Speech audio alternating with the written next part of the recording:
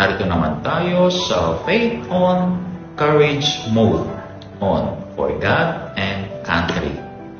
Greater love has no one than this, to lay down one's life for one's friends in John chapter 15 verse 13. Imagine may nagtanong sa iyo right now, Team God ka ba o Team Bayan? Pero real talk, hindi mo kailangang mamili. Pwede naman both. At sa totoo lang, araw-araw pinipili ito ng ating mga pulis.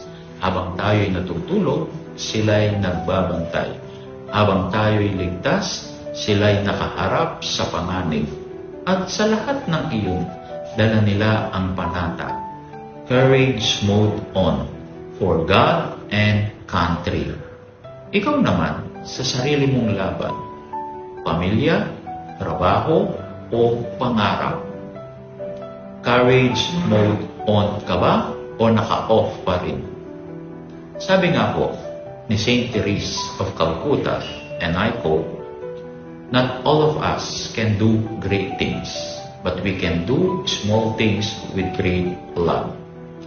Sa panghuli, samahan ninyo po ako sa isang maikling panalangin.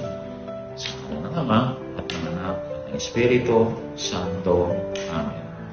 Panginoon, salamat sa tapang ng aming mga pulis. Bigyan mo rin kami ng pusong handang magsuot ng courage mode araw-araw sa trabaho, sa pamilya at sa paglilingkod sa iyo at sa bayan. Amen. Sa ngalan ng Ama at ng Anak, Espiritu Santo. Amen.